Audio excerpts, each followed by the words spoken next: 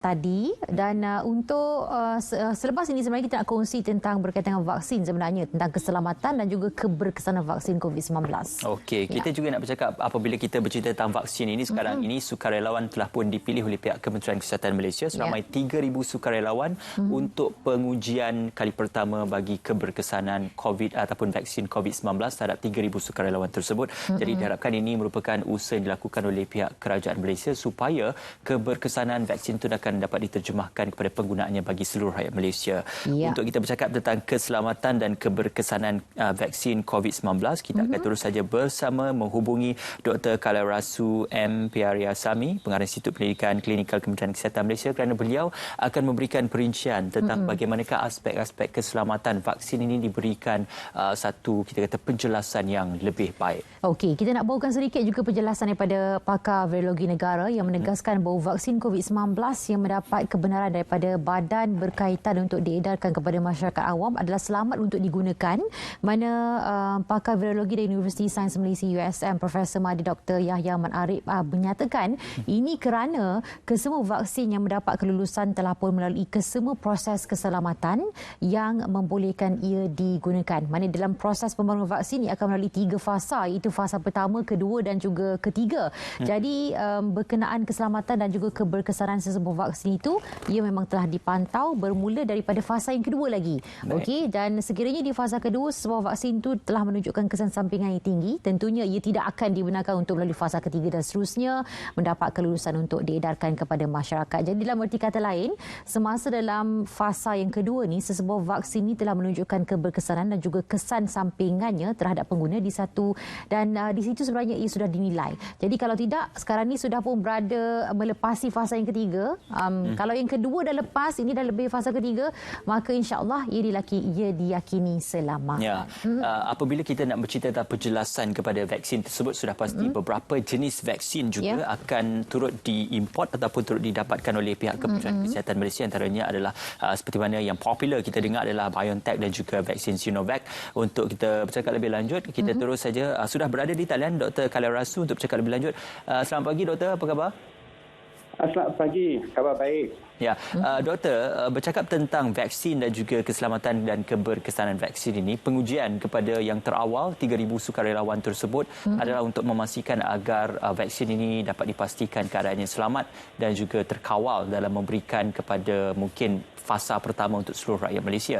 Jadi bagi pandangan doktor sendiri, bagaimana fasa-fasa bagi pengujian secara klinikal terhadap sukarelawan ini amat penting dan juga fasa yang kritikal dalam menilai keberkesanan vaksin terhadap rakyat Malaysia, doktor?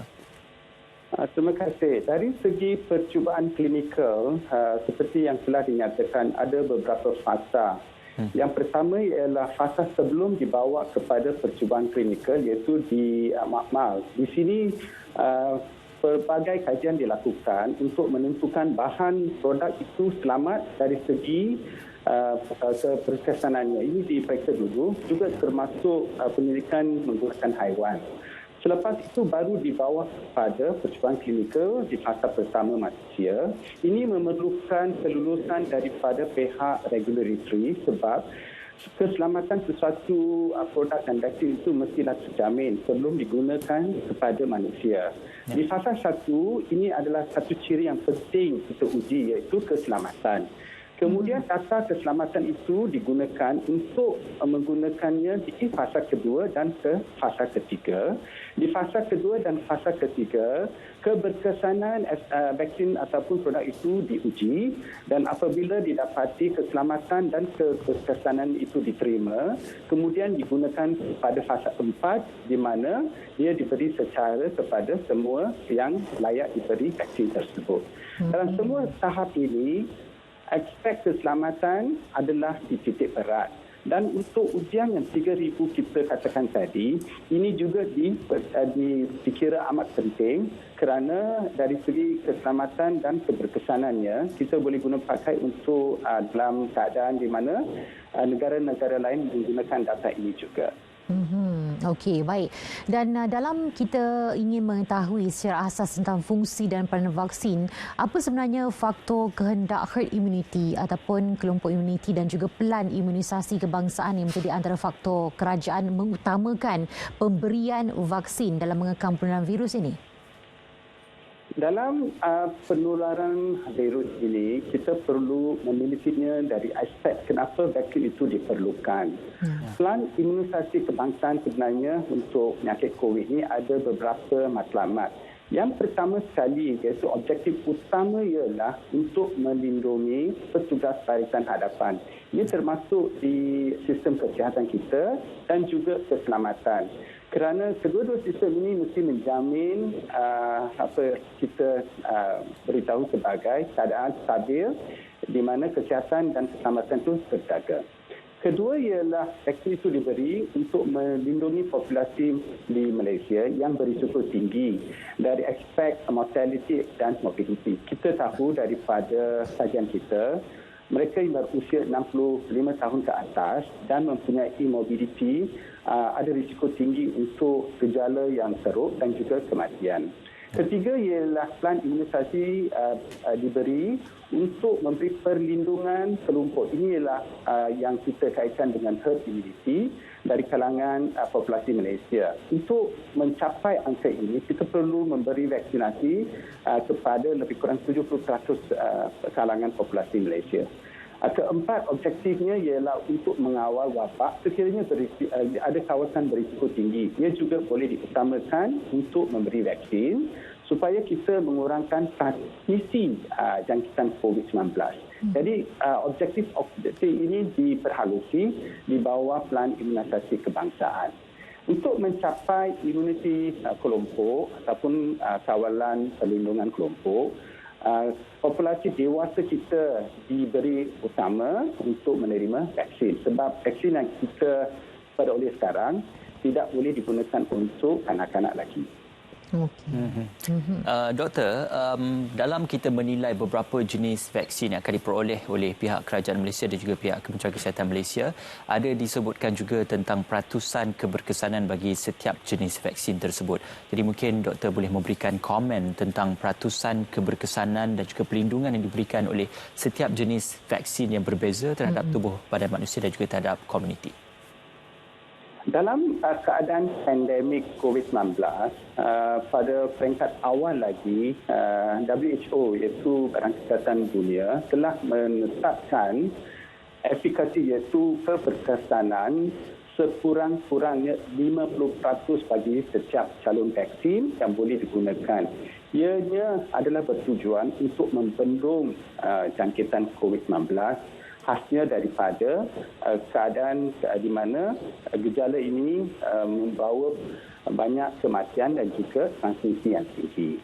Kemudian dari segi perkajian yang telah dilakukan iaitu percubaan klinikal, vaksin-vaksin yang telah dibawa kepada fasa ketiga, kebanyakannya telah mencapai peratusan lebih daripada 90%. Ada vaksin yang mencapai 95% tahap keberkesanannya. Oleh itu, dari segi secara dasarnya, mereka semua layak diberi kepada penduduk. Ini membawa kepada perkara kedua, iaitu apabila kita ada vaksin yang efikasinya tinggi, ia lebih melindungi daripada membawa gejala tinggi yang kita kaitkan dengan COVID-19 dan juga mengurangkan transmisi. Inilah kebaikan di mana efikasi vaksin itu adalah tinggi. Ini yang kita perhatikan daripada beberapa jenis vaksin yang telah pun dihasilkan oleh pengeluar vaksin. Okey, baik. Dan kita nak tahu juga ya, adakah vaksin yang diwajibkan dalam ada sebenarnya vaksin yang dalam pelan imunisasi ini diwajibkan dan ada yang tidak diwajibkan. Jadi apakah pengambilan vaksin COVID-19 nanti akan dikuatkuasakan menurut undang-undang? Sebenarnya mengikut dasar imunisasi negara di negara kita, pemberian vaksin sebenarnya adalah sukarela dan tidak ada dari segi kuatkuasaan undang-undang untuk menerima vaksin. Walaupun kita secara dasarnya mengamalkan vaksinasi negara, pemberian itu masih adalah sukarela. Walaupun demikian, kita perhatikan di kalangan khasnya di kanak-kanak, penerimaan vaksin adalah amat tinggi dan dari segi itu Malaysia juga mempunyai prestasi yang amat tinggi di peringkat dunia dari segi penerimaan vaksin. Jadi kita punya populasi sebenarnya menerima cadangan atau vaksin yang disyorkan oleh Kementerian Kesihatan Malaysia. Jadi kita berpendapat untuk COVID-19 pun kita harapkan penerimaan vaksin adalah pada perasaan yang tinggi iaitu melebihi 90%. Itu adalah yang kita harapkan daripada populasi kita. Doktor, sekali lagi, kalau untuk fasa pertama ataupun fasa awal dan juga untuk pemberian vaksin ini, siapakah golongan yang layak dan dirasakan tidak layak untuk menerima suntikan vaksin bagi COVID-19? Dari segi pelaksanaan vaksin, ini dirancang oleh Kementerian Kesihatan Malaysia bersama dengan MOSI dan juga agensi-agensi lain. Fasa pertama ini sebenarnya dihaskan untuk melindungi petugas barisan hadapan. Jadi mereka adalah target, iaitu golongan utama diberi vaksin. Dan di fasa kedua baru diberi kepada mereka yang berisiko tinggi, sama ada daripada gejala penyakit COVID-19 ataupun mereka mempunyai penyakit berisiko tinggi, contohnya kencing manis, darah tinggi, obesiti dan juga penyakit kardiovaskular. Dan usia mereka adalah dalam lingkungan warga emas. Kerana kita faham bahawa penyakit COVID ini membawa kesan yang teruk kepada golongan ini. Ini adalah dalam fasa 1 dan fasa kedua dari segi pemberian vaksin. Dan mereka akan dikenal pasti sebenarnya melalui pendaftaran MySejahtera dan juga boleh berdaftar di klinik-klinik kesihatan baik di kerajaan ataupun di fasiliti swasta dan juga melalui pengamal perubatan mereka. Dan setelah mereka berdaftar dan dikenal pasti oleh kementerian, dari segi mereka diberi keutamaan untuk menerima vaksin, mereka akan beri temu janji untuk menerima vaksin. Dan mereka perlulah mengambil vaksin sebagai 2 dos, iaitu dos pertama dan kedua mengikut jadual yang telah ditetapkan. Inilah cara fasa 1 dan fasa 2 dilakukan. Okey, baik. Jadi kita ucapkan banyak terima kasih kepada doktor bersama kita pada pagi ini untuk berkongsi tentang keselamatan dan keberkesanan vaksin COVID-19. Terima kasih sekali lagi doktor. Ya, itu dia Dr. Khalil Rasu M. PRA Sami, Pengarah Institut Pendidikan Klinikal Kementerian Kesihatan Malaysia. Kita akan berjaya